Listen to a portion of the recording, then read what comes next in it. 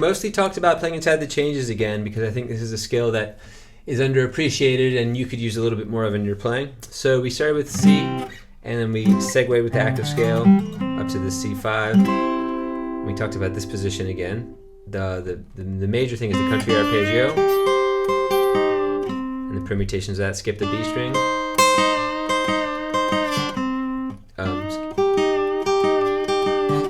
Okay, major thirds. Twangy thirds, or all the way to the 7th. Okay, and then as you segue to the next position, oh wait, sorry, and then if you go up, then you have your fourths. So sliding fourths, resolution to the root, hammered fourths, resolution to the root or to this root. And so that whole space makes up a great way to play major chords, whatever major chord, C, D, E, G, etc. In the country song, they just moved it around depending on which chord it was.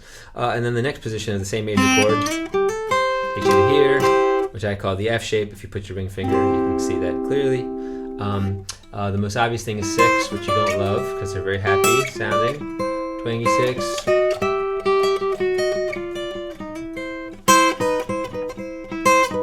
to the 7th. All the same logic as major thirds, fourths. Hammer fourths, and then connect the 6 and the 3rds, and that ties these two spaces together.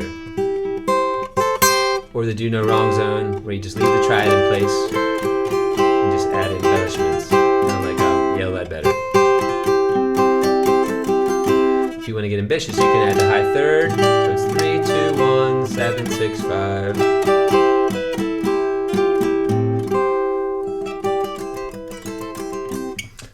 Okay, so much for major chords inside the changes. Then we did a bunch of work with minor chords inside the changes. Here's an F minor. Starting with this triad in our mind, you can have the arpeggio with the high F, with the note coming down progressively, major 7th, minor 7th, major 6th.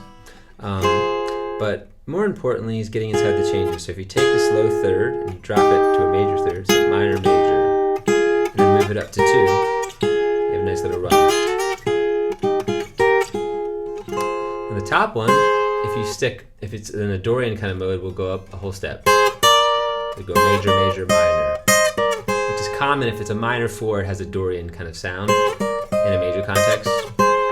If it's in the minor key, it would go major, minor, minor. But this would be the same in either key. Okay, now this, the root and the third, you could just turn into a 4th. Excuse me, that was shitty. Now we have a sliding 4th. Repeat that on the next string pair and resolve it to F. So you get, or hammer 4th.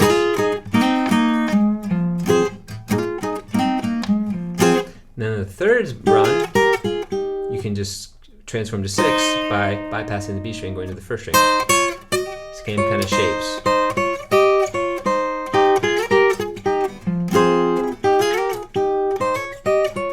But that's the top, same problem. This sounds a little too Aeolian, too minor. If the Dorian would sound more like this.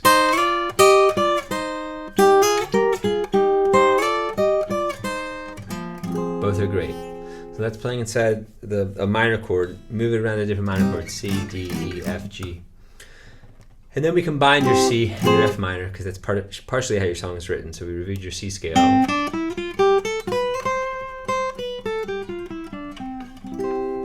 your C minor, natural minor.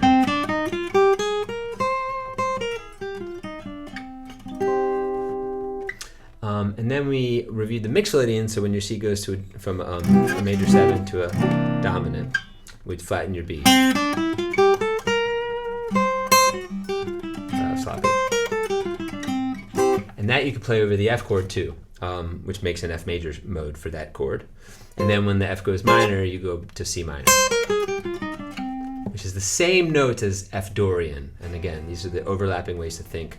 One mode per chord, or the scale that's hovering behind the chord, tying it to the original key. So I recommend doing the major scale, and then the Mixolydian, and then the minor. But more than anything, just playing inside the changes on your C,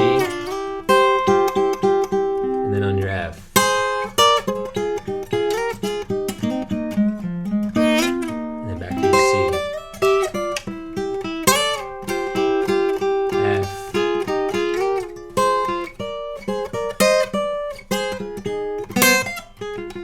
All right, I'll stop because I'm hungry and I want to go eat lunch.